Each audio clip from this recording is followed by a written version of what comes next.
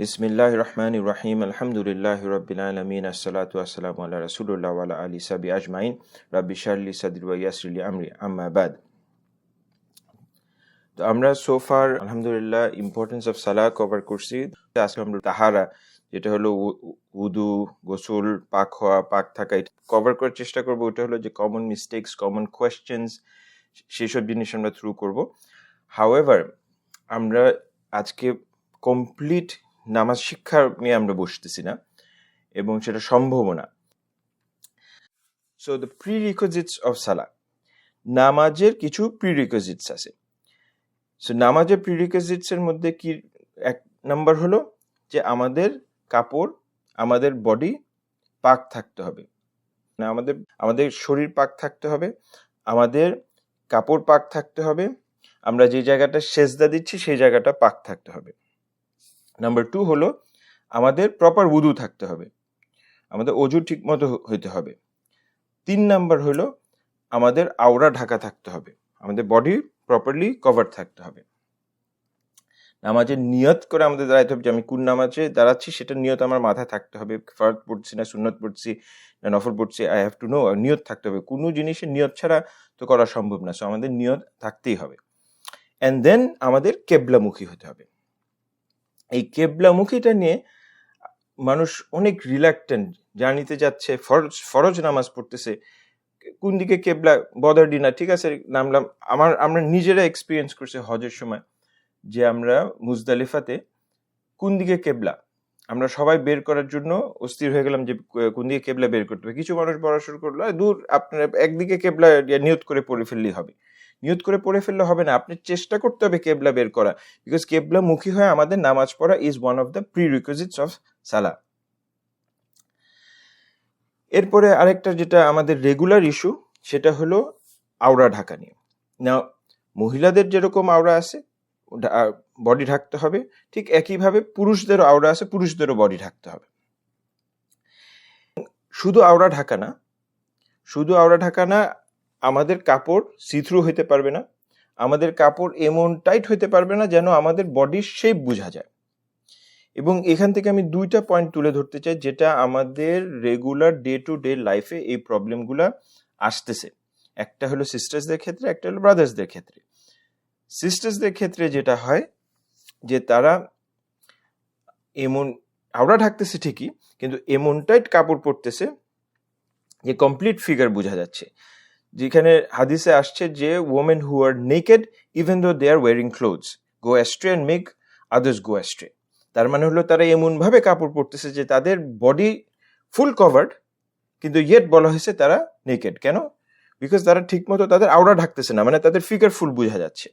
So এইটা আমাদের আমাদের রেগুলার বেসিস এটা আমাদের মাথায় রাখতে হবে যে আমাদের আওড়া ঢাকা is not only body cover করা, আমাদের মেক শিওর করতে হবে যেন আমাদের কাপড় সি থ্রু না হয়, মেক শিওর করতে হবে যেন আমাদের বডি ফিগার কমপ্লিটলি বোঝা না যায়। অ্যান্ড ছেলেদের ক্ষেত্রে, আমাদের ব্রাদার্সদের ক্ষেত্রে যেটা, এটা একটা সিরিয়াস সমস্যা আমি মনে করি নামাজের সময়, সেটা হলো যে এমন টাইট গেঞ্জি পরে অনেক, বিশেষ করে ইয়াং জেনারেশন, অ্যান্ড এমন ধরনের প্যান্ট পরে যে সেজদা দিলে তার নিজের নামাজ তো গেলই, তার পিছনের মানুষেরও নামাজের কনসেন্ট্রেশন শেষ করে দিচ্ছে। যখন সেজদা দিচ্ছে তার ব্যাক সাইড বের হয়ে যাচ্ছে, তার আওড়া বের হয়ে যাচ্ছে, সে জানে না। আবার পিছনের জন যখন বলে ভাই আপনি একটু প্যান্টটা টেনে পড়েন, তখন আবার যাচ্ছে।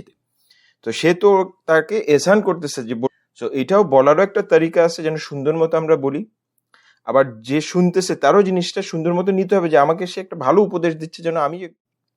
এই ক্ষেত্রে আমাদের এক্সট্রা অ্যাটেনশন দিতে হবে। আমরা কার সামনে দাঁড়াচ্ছি? আমরা আল্লাহ জালালের সামনে দাঁড়াচ্ছি। এরকম ধরনের যদি একটা আমরা অ্যাক্টিভিটি করি আল্লাহ সুবহানাহু ওয়া তাআলার সামনে, এটা কিরকম হয়? আমাদের এটার ব্যাপারে পার্টিকুলারলি অ্যাটেনশন দেয়া দরকার। মসজিদে এটা এত কমন সাইড যে, এবং এটা এত আনফর্চুনেট একটা সাইড যেটা খুবই সাংঘাতিক দুঃখজনক। সো এটার ব্যাপারে আমাদের এক্সট্রা অ্যাটেনশন দেওয়া দরকার। এরপরে হলো উযু। তো উযু হলো যে আমরা যে আয়াতটা, এটা কোরআনিক আয়াত, সূরা মায়েদা আয়াত নাম্বার 6। এই আয়াতটা সবার একবার হলো পড়া উচিত। ফুল ডিটেইল ডিসক্রিপশন অফ wudu, গোসল এন্ড তায়াম্মুম একটা আয়াতের মধ্যে, এবং এই আয়াতটার থেকে উযুর যেগুলা ফরজ সেগুলো আসছে।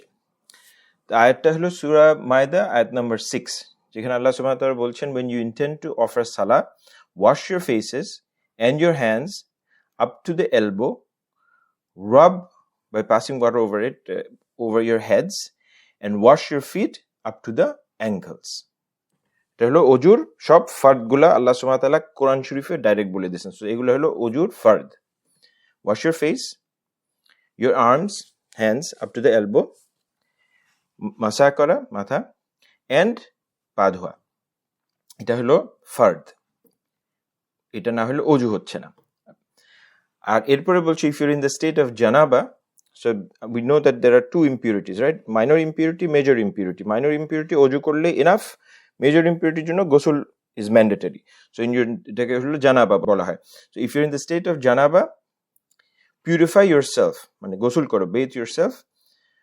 But if you're in the journey or ill, if you're ill or on the journey, or any of you come from answering the call of nature, or you have been in contact with women and you have no water, then perform tayammum.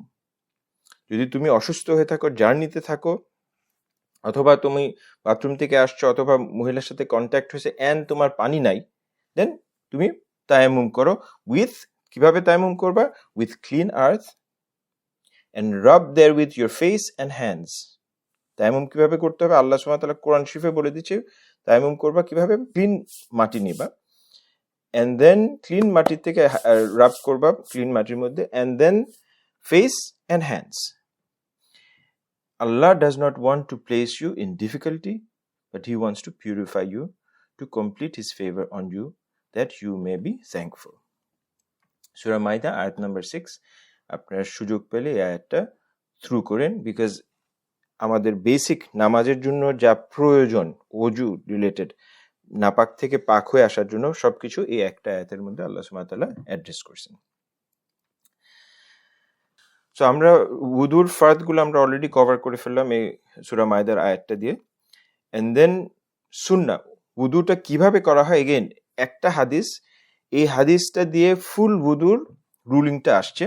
বুখারীর হাদিস 164, উসমান এটা আমরা কদিন আগে, এটা part of this হাদিস আমরা আগে থ্রু করছিলাম। উসমান রাদিয়াল্লাহু আনহু পানি নিয়ে আসছে, আসার পরে বলছে and poured water in his hand, and উনি হাত 3বার ধুইছেন, and then put his right hand in the container and উনি মুখ রিন্স করছেন, কুলি করছেন, washed his nose by putting water in it and then blowing it out. এবং আরেকটা হাদিসে আসছে যেখানে উনি 3বার এটা করছেন। Then he washed his face and his forearms up to the elbow thrice, passed his wet hands over his head and washed his feet up to the ankle thrice. আমরা যেভাবে ওযু করি ঠিক পুরো ওযুর নিয়মটা উসমান রাদিয়াল্লাহু আনহু শিখাইলেন। এরপরে শিখানোর পর উনি বললেন, Allah's Messenger sallallahu alaihi wasallam said, if anyone performs wudu like that of mine and offers 2 rakah, praying during which he does not think of anything else, then his past sins will be forgiven.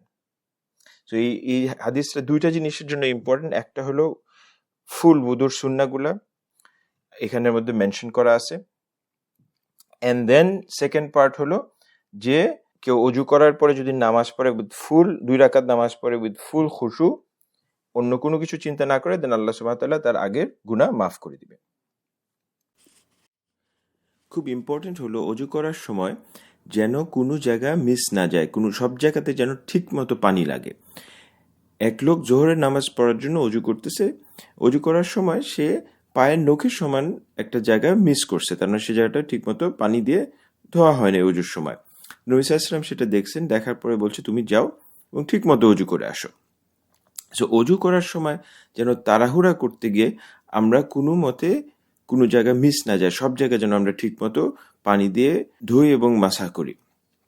একটা ঘটনা মনে পড়ে যায়, এক মুরব্বী মানুষ, এবং উনি আল্লাহর প্রতি ওনার অনেক ভালোবাসা, নবী সাল্লাল্লাহু আলাইহি ওয়াসাল্লামের প্রতি তার ওনার অনেক ভালোবাসা। তো উনি যখন ওযু করেন, ওনার একটা ছুঁচি পায় ছিল, যার ফলে পা ঠিক মতো ধুইত না, কলের নিচে পা দিত, তারপরে আর হাত দিয়ে সে পাটাকে আর মাসা করতো না। তো আমাদের যখন কলের নিচে আমরা যখন পানি দিচ্ছি পায়ের মধ্যে, তখন পানি পড়বে, আমরা আরেক হাত দিয়ে এটাকে মাসা করবো, পুরোটাকে মুছবো, তাই না? তো উনি ছুচিবাইয়ের কারণে পা মুছতেন না, খালি কলের নিচে পা দিতেন, দিয়ে উনি শেষ করে ফেলতেন। একবার উনি স্বপ্নে দেখতেছে যে নবীজি সাল্লাল্লাহু আলাইহি ওয়াসাল্লাম ওনার স্বপ্নে আসছেন, আসার পরে বলতেছে যে তুমি যে অজু করতেছো, তোমার তো অজু ঠিক মতো হচ্ছে না। যখন পানি পড়তেছে পায়ের উপরে, তখন তোমার পানির সাথে সাথে হাত দিয়েও পাটাকে মুছতে হবে।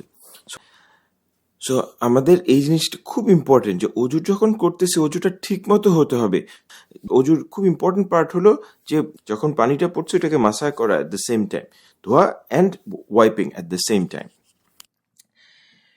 এখন অজু নিয়ে যেটা সবচেয়ে বড় সমস্যা, রুলসটা নিয়ে খুব একটা কোয়েশ্চেন অজু নিয়ে আসে না, বাট আসে হলো ডাউট নিয়ে, যে আমার কি অজু আছে কি অজু নাই। এটা হলো একটা রেগুলার টেনশন মানুষের, যে আমার কি অজু আছে না অজু নাই, এই ডাউটের মধ্যে মানুষ রেগুলার থাকে। এখন ডাউটের ব্যাপারে এই একটা স্টেটমেন্ট বলবো, এই স্টেটমেন্টটা আমাদের লাইফে সবসময় জানা দরকার, এবং সব রুলসের জন্য এই স্টেটমেন্টটা ইজ ভ্যালিড।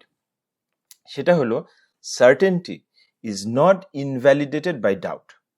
কোনো কিছু যদি কনফার্মড থাকে, যে আমি জানি এই জিনিসটা কনফার্মড, এন্ড দেন আমার ভিতরে যদি কোনো ডাউট আসে, কনফিউশন আসে, ওই ডাউটটা কখনো কনফার্মড সার্টেন জিনিসকে ওভাররাইড করতে পারবে না। Confirmed cannot be overwritten by doubt. এটা আমাদের সবসময় মনে রাখতে হবে। এটা যদি আমরা মনে রাখতে পারি, আমাদের দিনকে বুঝা দিনকে মানা অনেক সহজ হয়ে যাবে রুলসগুলা। সো ফর এক্সাম্পল, আমি শিওর যে আমি অজু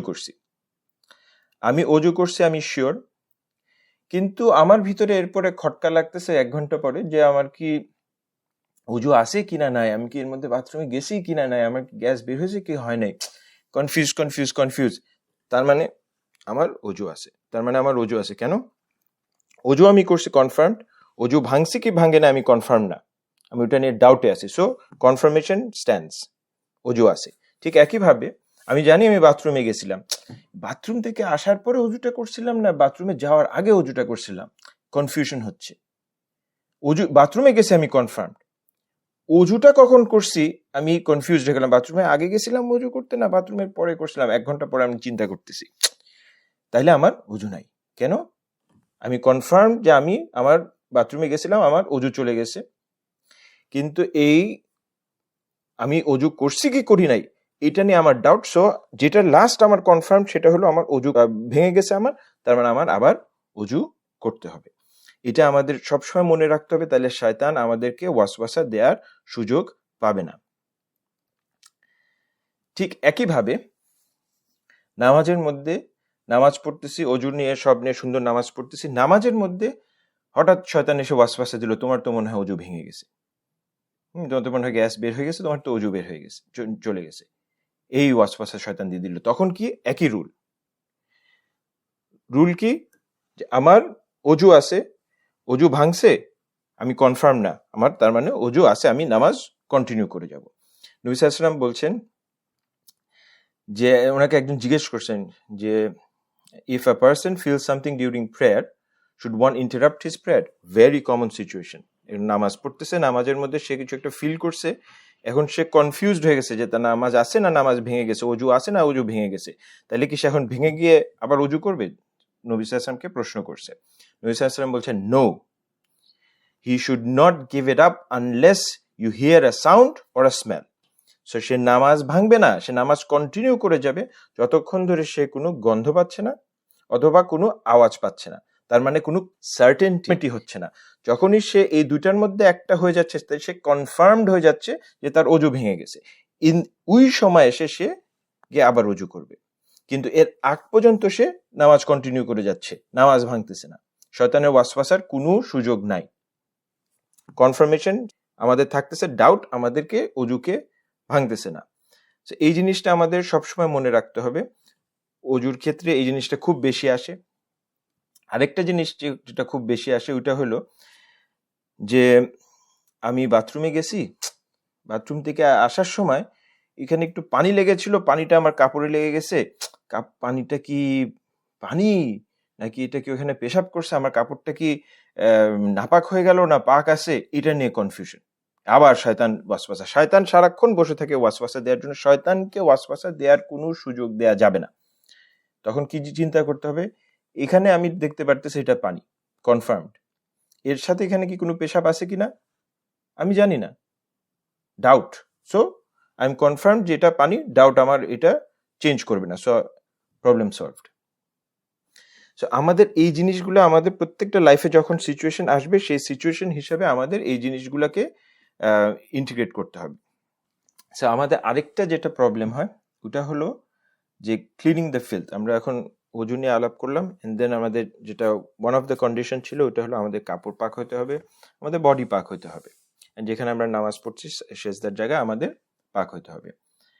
এখন এই কাপড় পাক নিয়ে আবার শয়তান এসে ওয়াসওয়াসা দেয় যে তোমার তো কাপড় মনে হয় তুমি বাথরুমে গেছো, এখানে মনে হয় ছিটা লাগছে, এই হয়েছে সে হয়েছে, তোমার মনে হয় কাপড় নাপাক হয়ে গেছে, তুমি তো নামাজ পড়তে পারবে না। আবার একই জিনিস, certainty is not invalidated by doubt. আমি কি শিওর কনফার্মড আমার কাপড়ের মধ্যে নাজাস লাগছে? নাজাস মানে ইম্পিউরিটি।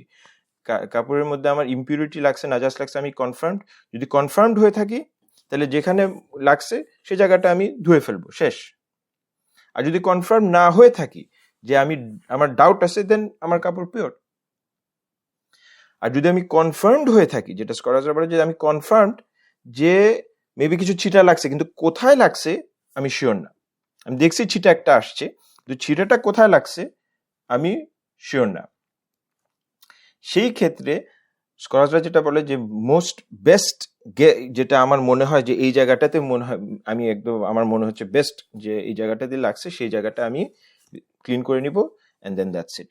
কোনো ওয়াসওয়াসার সুযোগ দিব না। সো মুভিং ফরওয়ার্ড, গোসলটা আমি খুব ডিটেলসে যাচ্ছি না। গোসল হচ্ছে 3টা ফার্দ। আমরা জানি যে আমাদের কুলি করতে হবে, নাকে পানি দিতে হবে, অ্যান্ড এন্টায়ার বডি আমাদের ধুইতে হবে, এন্টায়ার বডিতে আমাদের পানি লাগতে হবে। সো তায়াম্মুম হলো আরেকটা জিনিস যেটা নিয়ে অনেক কোয়েশ্চেন থাকে। এখন তায়াম্মুমের রুলিংটা কিভাবে আসছে? তো রুলিংটা আসছে হলো, তো একবার নবী সাল্লাল্লাহু আলাইহি ওয়াসাল্লাম আয়েশা রাদিয়াল্লাহু আনহা সহ ওনারা মুভ করছে, অনেক সাহাবী সহ ওনারা এক জায়গাতে এক জায়গায় যাচ্ছে, তো ওনারা এক জায়গায় থামছে। তো থামার পরে আয়েশা রাদিয়াল্লাহু আনহার একটা নেকলেস খুঁজে পাচ্ছে না। তো নবী সাল্লাল্লাহু আলাইহি ওয়াসাল্লাম সবাইকে ওখানে থাকতে বলছে, থাকার পরে তারা ওখানে সবাই নেকলেস খুঁজে নেকলেস ওখানে তারা পায় না, রাত্রে তারা ওখানে থাকছে। তো বাকি মানুষরা সবাই একটু আপসেট হয়ে গেছে, বিকজ জেনারেলি এরকম জার্নি করার সময় ওই আমলে এমন জায়গাতে থামে যেখানে পানি থাকে, কিন্তু এটা হঠাৎ স্টপ করতে হয়েছে যেহেতু নেকলেস হারা গেছে। নবী সাল্লাল্লাহু আলাইহি ওয়াসাল্লাম নেকলেস খোঁজার জন্য থামছেন। তো মানুষজন বলাবলি শুরু করছে যে আবু বকর রাদিয়াল্লাহু আনহুর মেয়ে আমাদেরকে এমন একটা সিচুয়েশন রাখছে যেখানে পানি নাই, কিছু নাই, আমরা খুব সমস্যায় পড়ে গেছি। সো আবু বকর রাদিয়াল্লাহু আনহু যখন শুনছেন, শোনার পরে উনি রাত্রেবেলা আয়েশা রাদিয়াল্লাহু আনহার কাছে আসছেন, ওনার মেয়ের কাছে। আসার পরে উনি একটু ওনাকে মানে একটু বকাই দিছে যে তোমার জন্য এরকম একটা ঝামেলা হচ্ছে। আয়েশা রাদিয়াল্লাহু আনহু কিচ্ছু বলেন নাই। পরের দিন সকালে ফজরের সময় নবী সাল্লাল্লাহু আলাইহি ওয়াসাল্লাম উঠছেন, উঠার পর উনি বের হয়েছেন, এখন পানি নাই, নামাজ কিভাবে পড়া হবে? তায়াম্মুমের রুল তখনও আসে নাই। তখন তায়াম্মুমের আয়াত নাজিল হলো ওখানে, ওই মুহূর্তে নাজিল হলো। এখন সবাই তখন উল্টা খুশি যে আবু বকর রাদিয়াল্লাহু আনহুর ফ্যামিলির জন্য ওনাদের ইজ হয়ে গেল। এবং যখন নামাজ পড়ার পর যখন রওনা দিবে, যখন উটটাকে উঠানো হলো, ওই উটের নিচেই তখন ওনার নেকলেসটা পাওয়া গেল। তার মানে এটা আল্লাহরই ইচ্ছা যে এমনভাবে আল্লাহ সুবহানাহু ওয়া তাআলা এই সিচুয়েশনটা করছেন সো দ্যাট তায়াম্মুমের রুলটা সেখানে নাজিল হয়। এনিহাউ, সো তায়াম্মুম কখন কখন কিসের জন্য করা যেতে পারে? তায়াম্মুম হলো অজুর রিপ্লেসমেন্ট হিসাবে করা যেতে পারে, অথবা কেউ জানাবা আছে, মেজর ইম্পিউরিটি আছে, তার গোসল করতে হবে, তার গোসলের রিপ্লেসমেন্ট হিসাবেও সে তায়াম্মুম করতে পারে। এখন তায়াম্মুম কোন কোন সময় করা যেতে পারে? সো তায়াম্মুম হলো, যেটা ফার্স্ট বলা হলো, যে ট্রাভেল করার সময়, ট্রাভেলিং এর সময় পানি পাওয়া যাচ্ছে না, তখন কেউ তায়াম্মুম করতে পারে। ট্রাভেলিং হোক, বা ট্রাভেলিংটা বলা হয় সে কারণেই বিকজ রেগুলার যখন নিজের শহরে বা নিজের বাসায় আসি তখন তো পানি আমরা সবসময় পাচ্ছি, বাট পানি অ্যাভেলেবল না। ইটস নট দ্যাট আমি খুঁজলাম না, but or something like that, but পানি ইজ নট অ্যাভেলেবল। অ্যান্ড আমি আমার ডিউ ডিলিজেন্স করছি, করার পরে আমি দেখছি যে পানি ইজ নট অ্যাভেলেবল, তখন আমি তায়াম্মুম করতে পারি। কেউ অসুস্থ, সে যদি পানি ব্যবহার করে তাহলে তার চান্স আছে যে সে আরো বেশি অসুস্থ হয়ে যাবে। তখন সে পানি থাকা সত্ত্বেও সে তায়াম্মুম করতে পারতেছে, বিকজ সে অসুস্থ আছে। এবং তায়াম্মুম করার পরে ফরজ নামাজ পড়া যাবে, নফল নামাজও পড়া যাবে। এরপরে হলো তায়াম্মুম কিভাবে করা হয়েছে। নবী সাল্লাল্লাহু আলাইহি ওয়াসাল্লামের হাদিসে আসছে, বুখারীর হাদিস, যে উনি যে the prophet then stroked lightly the earth with his hands and then blew off the dust and passed his hands over his face and hands. নবী সাল্লাল্লাহু আলাইহি ওয়াসাল্লাম সো বেসিক্যালি মাটির মধ্যে হালকা করে, মাটি বলতে কি মিন করে এটা আমরা ইনশাল্লাহ আসতেছি, যে মাটির মধ্যে হালকা করে হাত দিচ্ছেন, দেওয়ার পরে ডাস্টটা অফ করে দিচ্ছে। সো আইদার ফু দিয়ে বা ইয়া করে, সো মুখের মধ্যে একেবারে বালি নিয়ে মুখের মধ্যে মাখতে হবে তা না। সো আমরা হাত দিলাম, দেওয়ার পরে আমরা ফু দিয়ে বা হাত ইয়া করে আমরা ডাস্টটা ফেলে দিলাম, অ্যান্ড দেন আমরা মুখ অ্যান্ড হাত করলাম, that's it. Just for clarification purpose, হাত বলতে এখানে কি মিন করতেছে, হানাফি মাযহাবে, বাংলাদেশে মেজরিটি মানুষ হানাফি মাযহাব হলো এলবো পর্যন্ত, কোনাই পর্যন্ত মাসা করতে হবে, কাপড়ের উপরে না, কাপড়ের ভিতরে।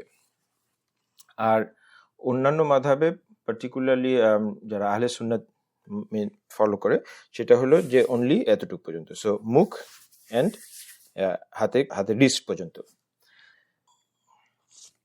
মাটির মধ্যে যে স্ট্রাইক করতে হবে, মাটির মেটেরিয়াল বলতে কি মিন করা হচ্ছে? এখন মাটির মেটেরিয়াল বলতে এনিথিং যেটা আর্থ থেকে আসছে, ফর এক্সাম্পল ডাস্ট, মাটি অথবা স্যান্ড, পাথর, এই জাতীয় যেগুলা মাটি থেকে ডাইরেক্ট আসছে, এনি অফ দিস থিংস ব্যবহার করলে ইট ইজ ফাইন। কাঠ হবে না, কাঠ, প্লাস্টিক, এসব জাতীয় জিনিস হবে না।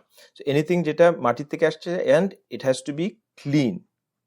আল্লাহ সুবহানাহু ওয়া তাআলা সূরা নিসা আয়াত নাম্বার 43 তে বলছে, পারফর্ম তায়াম্মুম উইথ ক্লিন আর্থ।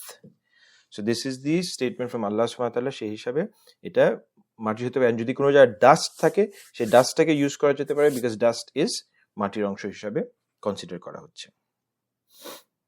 নেক্সট হলো আরেকটা যেটা কমন কোয়েশ্চেন আসে ওযু নিয়ে, সেটা হলো যে আমি কি ঘুমাই, আমরা সবাই জানি যে ঘুমাইলে ওযু ভেঙে যায়। তো এখন আমরা কি ঘুমাইছি কি ঘুমাই নাই সেটা নিয়ে একটা কোয়েশ্চেন আসে, ডোজ অফ করছি কি করি নাই সেটা নিয়ে কোয়েশ্চেন আসে। জুম্মাতে মসজিদে বসে আছে এন্ড খুতবা হচ্ছে, এর মধ্যে মাথা ঝুলে যাচ্ছে, তাহলে কি এখন আমার ওযু করতে হবে কি হবে না? তো যেটা হাদিসে আসছে ওটা হলো যে নবী সাল্লাল্লাহু আলাইহি ওয়াসাল্লাম ওনারা এশাটা উনি একটু লেট করে পড়তেন, এশার ওয়াক্ত হয় একটু পরে পড়তেন। তো অনেক সময় মানুষরা ওয়েট করতে, তা না, উনি মেবি কোনো কাজ করছেন না, ওনারা ওয়েট করতেছে মুসল্লিরা। তো বসে থাকতে থাকতে এরকম অনেকেই আছে যে মাথা ঝুলায় ওনারা ঝিমাচ্ছে। নবী সাল্লাল্লাহু আলাইহি ওয়াসাল্লাম যখন আসছেন, ওনারা উঠে নামাজ পড়া শুরু করে দিয়েছেন, অ্যান্ড এটাতে নবী সাল্লাল্লাহু আলাইহি ওয়াসাল্লাম কোনো আপত্তি করেন নাই। সো এখান থেকে যেটা রুলিংটা আসতেছে সেটা হলো যে কেউ যদি আনসাপোর্টেড ভাবে বসে থাকে, কেউ যদি আনসাপোর্টেড ঢেলাং না দিয়ে বসে থাকে অ্যান্ড এরপরে ঝিমায়ও যায়, তার ওযু যাচ্ছে না। কিন্তু কেউ যদি এখন ঢেলাং দিয়ে শুয়ে থাকে বা বসে থাকে মসজিদের মধ্যে, অ্যান্ড সে তখন বলা হয় যে তখন সে যদি ঝিমায় যায় তখন তার ওযু চলে যাচ্ছে, বিকজ সে জানে না যে সে কি আনকনশিয়াস কি কনশিয়াস না। বিকজ তার যদি সাপোর্ট চলে যায়, সে যখন একটা মানুষ আনসাপোর্টেড বসে আছে এন্ড সে ঝিমাচ্ছে, তার মানে হলো সে এখনো নিজে কন্ট্রোলে আছে, সে পড়ে যাচ্ছে না। ঘুমাতে ঘুমাতে কেউ যদি পড়ে যায় তাহলে শেষ, ওযু চলে গেল। কিন্তু যদি যখন কেউ ঢেলাং দিয়ে থাকতেছে, তখন সে জানে না যে সে আনসাপোর্টেড নিজেকে মেনটেন করতে পারছে কিনা, কনসিয়াসনেস আছে কিনা, সেই ক্ষেত্রে বলা হয় যে তার ওযু আবার করতে হবে। আমরা এখানে এই সেশনটা শেষ করতেছি। ইনশাআল্লাহ নেক্সট সেশনে আমরা আউয়াল ওয়াক্তে নামাজ পড়া, সময় মতো নামাজ পড়ার ইম্পর্টেন্স নিয়ে আমরা আলাপ করব, এবং আমরা এরপরে নামাজের খুশু নিয়ে আমরা আলাপ করব, নামাজের অ্যাটেনশন নিয়ে ইনশাআল্লাহ আমরা আলাপ করব। সাল্লাল্লাহু আলাইহি ওয়া সাল্লাম, বারিকা নবী আলা মুহাম্মদ, সুবহানাল্লাহ বিহামদিহি, আস্তাগফিরুল্লাহ ওয়া আতুবু ইলাইহি।